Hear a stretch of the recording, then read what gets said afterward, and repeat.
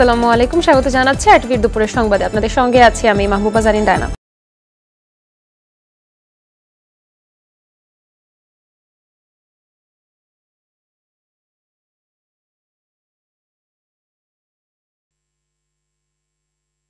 শহীদ বুদ্ধিজীবী দিবসের প্রথম প্রহরে সূর্য সন্তানদের স্মরণে মিরপুরের শহীদ বুদ্ধিজীবী স্মৃতিসৌধে শ্রদ্ধা জানিয়েছেন রাষ্ট্রপতি মোহাম্মদ শাহাবুদ্দিন এবং প্রধান উপদেষ্টা ডক্টর মোহাম্মদ ইউনূস। এ সময় আইন উপদেষ্টা আসিফ নজরুল বলেন, নতুন বাংলাদেশ গড়তে ২৪-এর তরুণদের আত্মত্যাগ বৃথা যেতে দেয়া হবে না। শাকিবুর রহমানের রিপোর্টে বিস্তারিত। তখনও পূব আকাশে উকি দেয়নি রক্তিম সূর্য। জাতির সূর্য সন্তান শহীদ বুদ্ধিজীবীদের স্মরণে প্রস্তুত মিরপুরের স্মৃতিসৌধ। ৭১-এর শহীদ বুদ্ধিজীবীদের প্রতি প্রথমে শ্রদ্ধা জানান রাষ্ট্রপতি মোহাম্মদ শাহাবুদ্দিন। পরে প্রধান উপদেষ্টা ডক্টর মোহাম্মদ ইউনূস শ্রদ্ধা জানান। উপস্থিত শহীদ বুদ্ধিজীবী পরিবারের সদস্য ও যুদ্ধাহত মুক্তিযোদ্ধাদের সঙ্গে কুশল বিনিময় করেন রাষ্ট্রপতি ও প্রধান উপদেষ্টা। শ্রদ্ধা নিবেদন শেষে প্রধান উপদেষ্টার প্রেস সচিব শফিকুল আলম জানান, শহীদ বুদ্ধিজীবীদের আদর্শ আত্মত্যাগ ধারণ করে অন্তর্বর্তী সরকার। জুলাই গণ আন্দোলন যে গণ অভ্যুত্থানের যারাই ছিলেন তারা পুরো শহীদ বুদ্ধিজীবীদের ড্রিম, তাদের আইডিয়ালস, দেশ গড়ার যে স্বপ্ন, আমরা পুরোপুরি এটা ধারণ করি। ২৪-এর তরুণদের আত্মত্যাগে নতুন বাংলাদেশ গড়ার প্রত্যয় জানান আইন উপদেষ্টা। বহু শহীদ বুদ্ধিজীবীর আত্মত্যাগের পর আমরা স্বপ্নের বাংলাদেশ গড়তে ব্যর্থ হয়েছিলাম, একদলীয় মানসিকতার জন্য, একটা দলের ব্যর্থতার জন্য। আজকে কোনোভাবেই যেন সেই ব্যর্থতার পুনরাবৃত্তি না হয়। আমাদের তরুণদের আত্মত্যাগের বিনিময়ে রাষ্ট্র গড়ার যে দ্বিতীয় সুযোগ আমরা পেয়েছি, সেই সুযোগ যেন আমরা কোনোভাবেই নস্যাৎ না করি। বাংলাদেশের স্বাধীনতা লালিত বিজয়ের ঠিক ২ দিন আগে বাংলাদেশকে বুদ্ধিভিত্তিকভাবে পঙ্গু করার উদ্দেশ্যে হত্যা করা হয়েছিল শহীদ বুদ্ধিজীবীদের। শহীদ বুদ্ধিজীবীদের লালিত স্বপ্ন পূরণ করতে পারলে এবং একটি বৈষম্যহীন বাংলাদেশ গড়তে পারলেই তাদের স্বপ্ন পূরণ হবে। শাকিবুর রহমান, আরটিভি, ঢাকা। মিরপুরের স্মৃতিসৌধে জাতির সূর্য সন্তানদের প্রতি শ্রদ্ধা জানিয়েছে বিএনপি সহ বিভিন্ন রাজনৈতিক, সামাজিক ও সাংস্কৃতিক সংগঠনের নেতাকর্মী সহ সর্বস্তরের মানুষ। এ সময় বিএনপি মহাসচিব মির্জা ফখরুল ইসলাম আলমগীর ৫ আগস্ট ফ্যাসিস্ট শক্তিকে পরাজিত করে মুক্তিযুদ্ধের চেতনা বাস্তবায়নে দেশকে সত্যিকার গণতান্ত্রিক ও বৈষম্যহীন রাষ্ট্র হিসেবে প্রতিষ্ঠা করতে হবে এ কথা বলেন। রিপোর্ট করছেন জাহিদ রহমান। রাষ্ট্রপতি ও প্রধান উপদেষ্টা চলে যাওয়ার পর মিরপুর শহীদ বুদ্ধিজীবী স্মৃতিসৌধে ঢল নামে সর্বস্তরের মানুষের। স্থায়ী কমিটির সদস্য ও দলীয় নেতাকর্মীদের নিয়ে শ্রদ্ধা জানান বিএনপি মহাসচিব মির্জা ফখরুল ইসলাম আলমগীর। অংশ নেয় সহযোগী সংগঠনের নেতাকর্মীরাও। পরে বিএনপি মহাসচিব বলেন, ১৯৭১ সালে ১৪ ডিসেম্বর জাতি তার বরেণ্য ব্যক্তিদের হারিয়েছে। তাদের আত্মত্যাগকে সম্মান জানাতে বৈষম্যহীন রাষ্ট্র গড়তে চায় বিএনপি। ৫ই আগস্ট, ২ আগস্টের ছাত্র গণ অভ্যুত্থানের মধ্যে দিয়ে ফ্যাসিস্ট শক্তিকে পরাজিত করে নতুন সুযোগ সৃষ্টি করেছে। সেই সুযোগকে সম্পূর্ণ সদ্ব্যবহার করে আমরা বাংলাদেশে একটি সত্যিকার অর্থেই গণতান্ত্রিক রাষ্ট্র, একটি আধুনিক রাষ্ট্র, একটি বৈষম্যহীন রাষ্ট্র আমরা প্রতিষ্ঠা করতে চাই। সেই ছিল আজকে আমাদের সাথে। শ্রদ্ধা নিবেদনে অংশ নেয় অন্যান্য রাজনৈতিক, সামাজিক ও সাংস্কৃতিক সংগঠন সহ সর্বস্তরের মানুষ।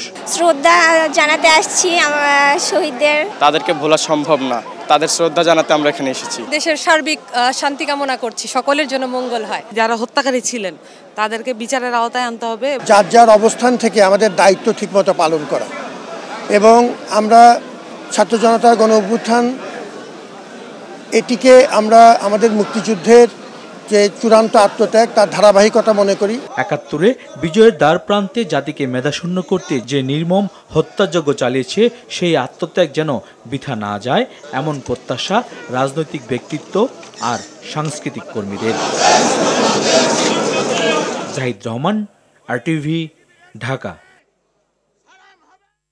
বাংলাদেশের ইতিহাসে গৌরবোজ্জ্বল অধ্যায় ৭১-এর মহান মুক্তিযুদ্ধ। লাখো যোদ্ধার বীরত্বে জন্ম হয়েছে স্বাধীন সার্বভৌম এই দেশের। ৫৩ বছর পরে আবারও তরুণদের বীরত্বে মুক্ত হলো বাংলাদেশ। যাদের আত্মত্যাগ আর বীরত্বে মুক্তির স্বাদ পেল দেশের মানুষ। তাদেরই একজনের যুদ্ধ জয়ের গল্প শুনবো এবারের পর্বে। রাজশাহী থেকে আমির ফয়সালের পাঠানো তথ্য ও চিত্রে থাকছে ৭১-এর বীর মুক্তিযোদ্ধা নজরুল ইসলাম খোকা এর গল্প।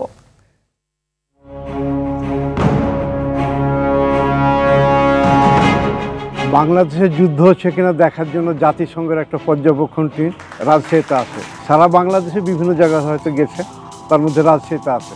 Sub sector commander Giasuddin Chowdhury সাহেব আমাদেরকে জানান দেয় আখরিগঞ্জ দিয়ে আমাদের নৌকার সাহায্যে রাজশাহীতে দরগাপাড়া ঘাটে আমাদেরকে পাঠায়। ৫ জন করে, তাদের মধ্যে একটা স্ট্যান্ড গান, প্রত্যেকজনের কাছে 3টা করে 36 হ্যান্ড গানের, একটা ফায়ার গ্রেনেড দিয়ে পাঠায়। মানে জাস্ট আওয়াজ দেওয়া যে বাংলাদেশের যুদ্ধ শুরু হয়ে গেছে, স্বাধীনতার যুদ্ধ শুরু হয়ে গেছে। সেই আলোকে আমরা যখন যুবরী ভবন থেকে আর্মিরা যখন সার্কিট হাউস দিকে আসার চেষ্টা করে, আমরা তখন শব্দ পাই গাড়ির। হেতমখা বিদ্যুৎ অফিস এবং সোনাদিঘির মুখে পানির ট্যাঙ্কে, এই 2 জায়গাতে অবস্থান নিয়ে আমরা আক্রমণ চালাই। ওখানে আমরা 77 মিলিমিটার ফায়ার গ্রেনেড থ্রো করি এবং দাও দাও করে ফায়ার স্টেশনটা জ্বলতে থাকে। আর 36 হ্যান্ড গ্রেনেড দিয়ে আমরা মোটামুটি করি। তারপর যখন পাকিস্তান আর্মি ক্রমশ কাছে আগিয়ে আসতে থাকে, তখন আমরা ব্লাস্ট ফায়ার করে আমরা মোটামুটি ওই স্থান ত্যাগ করে সদর হাসপাতালের প্রাচীর টপকে দরগাপাড়া দিয়ে আবার আমাদের অবস্থানে চলে যাই।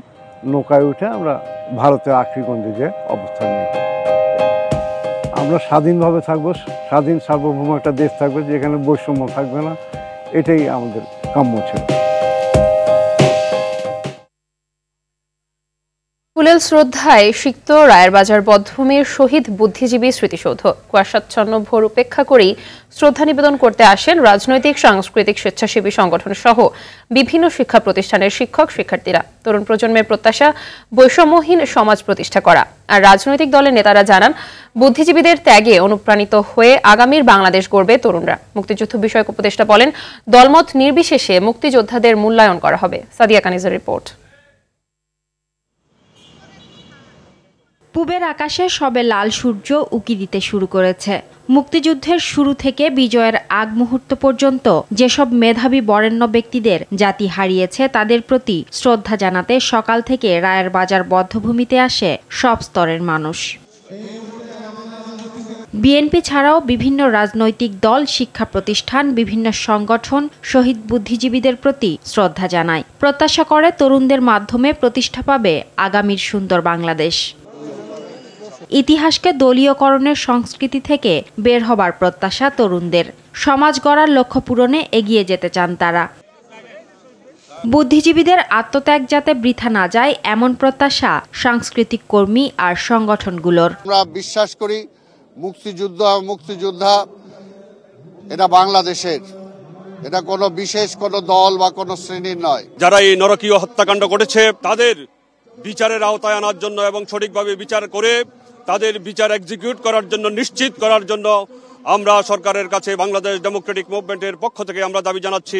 দলমত নির্বিশেষে সকল শহীদদের সবাই যেন সম্মান দেন, এমন আহ্বান মুক্তিযুদ্ধ বিষয়ক উপদেষ্টার।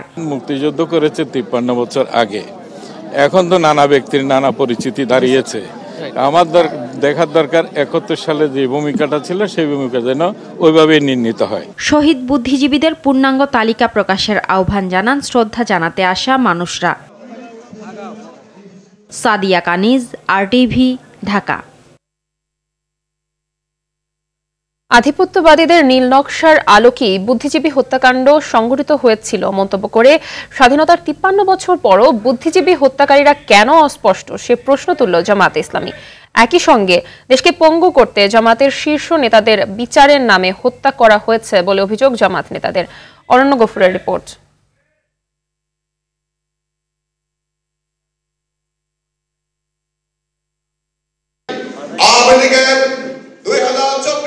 শহীদ বুদ্ধিজীবী দিবস উপলক্ষে জাতীয় প্রেসক্লাব অডিটোরিয়ামে আলোচনা সভার আয়োজন করে ঢাকা মহানগর দক্ষিণ জামায়াত। নিজেদের সংকীর্ণ স্বার্থে স্বাধীনতা যুদ্ধে ভারত সহায়তা করলেও তারা কখনো বাংলাদেশের বিশ্বস্ত বন্ধুর পরিচয় দিতে পারেনি বলে মন্তব্য করেন জামায়াতে ইসলামীর সেক্রেটারি জেনারেল। সদ্য স্বাধীন দেশে জহির রায়হান কেন গুমের শিকার হন প্রশ্ন তোলেন তিনি। সেই জহির রায়হানের লাশ পাওয়া যায়নি, তার পরিবারও কেঁদে কেঁদে ফিরেছে। অনেকেই মনে করেন জীবিত জহির রায়হানকে যদি পাওয়া যেত, এই চিত্র নির্মাতা জহির রায়হান সারা দেশে গ্রামে নগরে রাজনীতির সমীকরণের ভাজে ভাজে যেসব তথ্য খোঁজার জন্য তিনি অনুসন্ধানী একটা ইনফরমেটিভ রিপোর্টিং করার জন্য চেষ্টা করেছিলেন, ডকুমেন্টারি সহ তাকে যদি জীবিত পাওয়া যেত, তাহলে বুদ্ধিজীবী হত্যার আসল ইতিহাস এই জাতি জানতে। এই দেশে একটু সাহায্য করি, দেশটাকে আমি পাকিস্তানিদের হাত থেকে আলাদা করে দিতে পারি, তাহলে আমার দেশের অর্থনীতি, রাজনীতি, শিল্প, কল কারখানা, সংস্কৃতি সমস্ত কিছু তাদের উপরে চাপিয়ে দিয়ে আমার একটি করদ রাজ্য, একটা ব্যবসার বাণিজ্য কেন্দ্রে দেশটাকে আমি ব্যবহার করতে পারি। সেই জন্য তারা এখানে কিন্তু সাহায্য করেছিল। অরণ্য গফুর, RTV, ঢাকা। 16 ডিসেম্বর উপলক্ষে ফুলের পরিচর্যা আর বেচাকেনায় সরগরম হয়ে উঠেছে সাভারের বিরুলিয়ার কয়েকটি গ্রাম। এখানকার ফুল যাচ্ছে রাজধানী ঢাকা সহ দেশের বিভিন্ন জেলায়। ফুলের ভালো ফলন এবং দাম পাওয়ায় খুশি চাষিরা। ফুল চাষে সব রকম সহযোগিতা দেওয়ার কথা জানায় উপজেলা কৃষি বিভাগ। সাভার থেকে জিয়াউর রহমান জিয়ার পাঠানো প্রতিবেদন জানাচ্ছেন রেজওয়ান শরীফ। বিশেষ দিবস এলেই সাভারের বিরুলিয়ার ফুল চাষি ও ক্রেতা বিক্রেতাদের কর্মচাঞ্চল্য বেড়ে যায় কয়েক গুণ। দীর্ঘদিন ধরে এখানকার কয়েকটি গ্রামে চাষ হয় গোলাপসহ নানা ধরনের ফুল। চলতি মৌসুমে উপজেলায় 305 হেক্টর জমিতে ফুল চাষ হয়েছে। বিপুল গোলাপ চাষ হওয়ায় খ্যাতি পেয়েছে গোলাপ গ্রাম নামে। প্রতিদিন নানা বয়সী দর্শনার্থী ও ক্রেতাদের পদচারণায় মুখর থাকে ফুলগ্রামের পথঘাট। শিশির ভেজা সতেজ ফুলের সুবাস নিতে অনেকেই আসছেন ফুল কিনতে, কেউ বা আসছেন দেখতে। আমার হাজবেন্ডকে থ্যাংক ইউ জানাবো যে আমার এত সকাল সকাল আমাকে এখানে নিয়ে আসছে ঘোরার জন্য। বিজয় দিবসের চাহিদা পূরণে দিনরাত চাষিরা ব্যস্ত সময় পার করছেন ফুল চাষ ও পরিচর্যায়। আসছেন ক্রেতারাও। আমাদের প্রস্তুতি ভালোই। আমরা এবার ফুলের চাহিদা আগের বছরের তুলনায় এবার চাহিদাটা একটু বেশি, কিন্তু আমাদের বাগানে এবার ফুলটা একটু কম। প্রচুর পরিমাণে এই জায়গায় গোলাপ আছে, তারা একটু কম নিলেও পারে। দোকানে আমার মনে হয় তারা যে দামে বিক্রি করছে দোকানেও সেম দাম। তবে ছত্রাক সংক্রমণ সহ রোগবালাই নিয়ে শঙ্কার কথাও জানান চাষিরা। শুধু আমাদের দিবসগুলোতে একটু বেশি হয়, ফুলের দামটা তখন একটু বেশি হয়ে যায়, আর সারা বছর এমনি এভারেজ দামটা মোটামুটি কমই থাকে। প্রতি বছর যে রোগটা লাগে, ওই রোগটা যদি না লাগে তবে আশা করি ইনশাল্লাহ ভালো হবে। কৃষি কর্মকর্তারা আমরা খবর দেই, কখনো আসে কখনো আসে না। সম্ভাবনাময় ফুল চাষে পরামর্শ সহ সব রকম সহায়তা দেওয়ার কথা জানান এই কৃষি কর্মকর্তা। বর্তমান সময়ে আমরা যেটি কাজ করছি সেটি হচ্ছে যে কৃষকের একেবারে দোরগোড়ায় গিয়ে আমরা তাদেরকে পরামর্শ দেওয়ার চেষ্টা করেছি।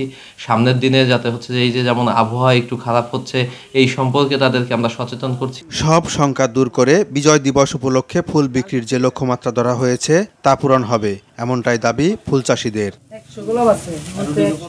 রেজওয়ান শরীফ, RTV। বাংলা একাডেমিতে কবি হেলাল হাফিজের প্রথম জানাজা অনুষ্ঠিত হয়েছে। জানাজার আগে কবির কফিনে ফুল দিয়ে শ্রদ্ধা জানান ভক্ত ও শুভাকাঙ্ক্ষীরা। জানাজায় অংশ নেয় সর্বস্তরের মানুষ। ছিলেন মুক্তিযুদ্ধ বিষয়ক এবং সংস্কৃতি বিষয়ক উপদেষ্টা। বলেন হেলাল হাফিজ 21 পদকের পাওয়ার যোগ্য ছিলেন, কিন্তু ওনাকে এই পুরস্কার দেয়া হয়নি। কবির স্মৃতি ধরে রাখার পাশাপাশি সার্বিক বিষয়ে প্রয়োজনীয় পদক্ষেপ নেবে সংস্কৃতি মন্ত্রণালয়। বাদ জোহর জাতীয় প্রেস ক্লাবে কবির দ্বিতীয় জানাজা অনুষ্ঠিত হবে। মিরপুরে বুদ্ধিজীবী কবরস্থানে তাকে দাফন করা হবে।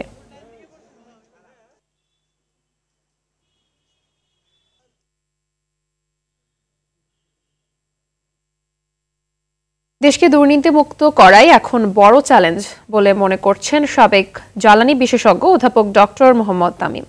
সকালে ডিবেট ফর ডেমোক্রেসির আয়োজনে এফডিসিতে আয়োজিত বিতর্ক প্রতিযোগিতায় এসব কথা বলেন তিনি। ডক্টর তামিম বলেন, গ্যাস ও বিদ্যুতে ব্যাপক চুরি হয়েছে, তাদের দৃষ্টান্তমূলক শাস্তির আওতায় আনতে হবে। ক্ষমতার বিকেন্দ্রীকরণ করা না হলে দুর্নীতি কমানো সম্ভব নয় বলে মত তার। ডিবেট ফর ডেমোক্রেসির চেয়ারম্যান হাসান আহমেদ চৌধুরী কিরণের সভাপতিত্বে বিতর্ক প্রতিযোগিতায় অংশ নেয় আমেরিকান ইন্টারন্যাশনাল ইউনিভার্সিটি বাংলাদেশ ও ড্যাফোডিল ইন্টারন্যাশনাল ইউনিভার্সিটি। এই শ্বেতপত্র কমিটির সদস্য ছিলেন আজকের একজন অতিথি। নিজস্ব ক্ষমতা সম্পন্ন একটি কমিটি বা একটি সংস্থা যদি হয় ইন্ডিপেন্ডেন্ট, তাহলে সেখানে হয়তো আমরা একাডেমিক্স রাখতে পারবো, প্রফেশনাল রাখতে পারবো। সিদ্ধান্ত নেওয়ার ক্ষমতা এক জায়গায়, পরিকল্পনা বাস্তবায়ন করার পদ্ধতিটা আর এক জায়গায়।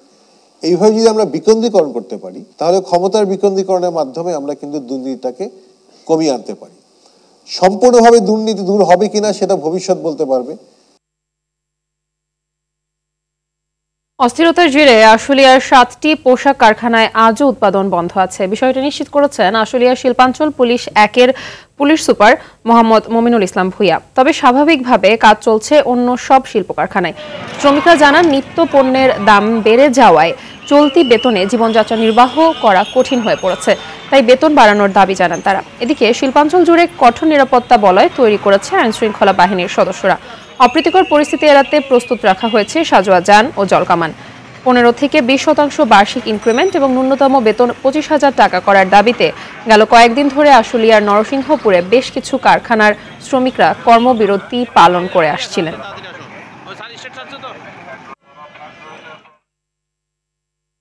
অবশেষে বিকল্প পথে কক্সবাজার সেন্ট মার্টিন নৌপথে পর্যটকবাহী জাহাজসহ নৌযান চলাচল শুরু হয়েছে। কোনোভাবে যেন বাংলাদেশের জলসীমা অতিক্রম না করে সেজন্য সব নৌযান চলাচলকারীদের বিশেষভাবে সতর্ক থাকার নির্দেশ দিয়েছে উপজেলা প্রশাসন। বৃহস্পতি ও শুক্রবার 30টি নৌযান বিকল্প পথে টেকনাফ থেকে সেন্ট মার্টিন গেছে বলে জানিয়েছে সংশ্লিষ্টরা।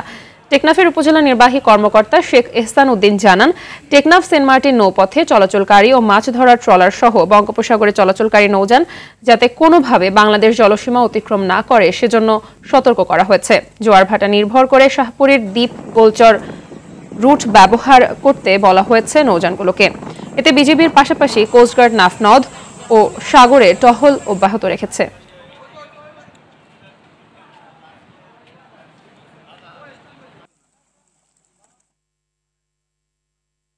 বিভিন্ন জেলায় বেড়েছে শীতের তীব্রতা। মৃদু শৈত্যপ্রবাহে কাঁপছে চুয়াডাঙ্গার জনপদ। ঘন কুয়াশা ও ঠান্ডা বাতাসে বিপাকে পড়েছেন খেটে খাওয়া ছিন্নমূল মানুষ। সময় মতো কাজে যেতে পারছেন না তারা। হাসপাতালে বাড়ছে শীতজনিত রোগীর সংখ্যা। সকাল 9টায় চুয়াডাঙ্গায় সর্বনিম্ন তাপমাত্রা রেকর্ড করা হয়েছে 8.7 ডিগ্রি সেলসিয়াস। দিনাজপুর ও হিলিতে শীতের তীব্রতায় দুর্ভোগে আছেন মানুষ। সড়ক মহাসড়কে হেডলাইট জ্বালিয়ে ধীর গতিতে চলাচল করছে সকল যানবাহন। কুয়াশা কম থাকলেও পঞ্চগড়ে তীব্র শীত অনুভূত হচ্ছে। ভোর 6টায় এই জেলায় 9.4 ডিগ্রি সেলসিয়াস তাপমাত্রা রেকর্ড করেছে তেতুলিয়া আবহাওয়া অফিস। ঘন কুয়াশা আর শীতের তীব্রতায় দুর্ভোগে পড়েছে কুড়িগ্রামের মানুষ। এতে ব্যাহত হচ্ছে মানুষের স্বাভাবিক কাজকর্ম। তীব্র শীতে নদীর তীরবর্তী চরাঞ্চলের মানুষ কষ্টে আছেন সিরাজগঞ্জে।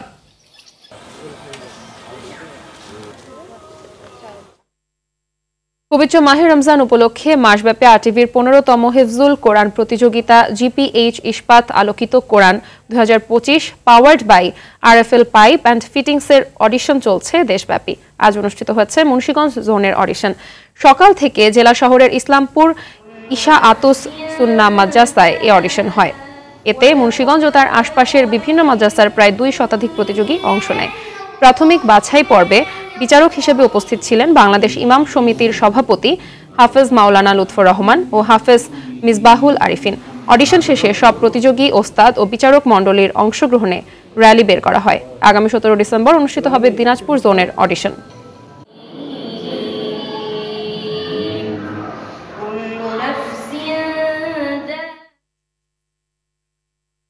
কেডিএস অ্যাক্সেসরিজ লিমিটেডের 33তম বার্ষিক সাধারণ সভা অনুষ্ঠিত হয়েছে। ভার্চুয়াল প্ল্যাটফর্মে অনুষ্ঠিত এই সভায় কোম্পানির চেয়ারম্যান খলিলুর রহমানের সভাপতিত্ব করেন। ব্যবস্থাপনা পরিচালক সেলিম রহমান, পরিচালক তাহসিনা রহমান, স্বাধীন পরিচালক প্রফেসর সরওয়ার জাহান, প্রতিনিধি পরিচালক কামরুল হাসান সিদ্দিকী, কোম্পানির সিইও দেবাশিস দাস পাল সহ অন্য কর্মকর্তারা সভায় অংশ নেন। এছাড়াও উল্লেখযোগ্য সংখ্যক শেয়ার হোল্ডার ভার্চুয়াল প্ল্যাটফর্মের মাধ্যমে অনুষ্ঠিত এ সভায় উপস্থিত ছিলেন। সভায় নিরীক্ষিত আর্থিক বিবরণী, স্বাধীন পরিচালক এবং পরবর্তী বছরের জন্য নিরীক্ষক নিয়োগ সহ অন্যান্য বিষয় অনুমোদন দেওয়া হয়।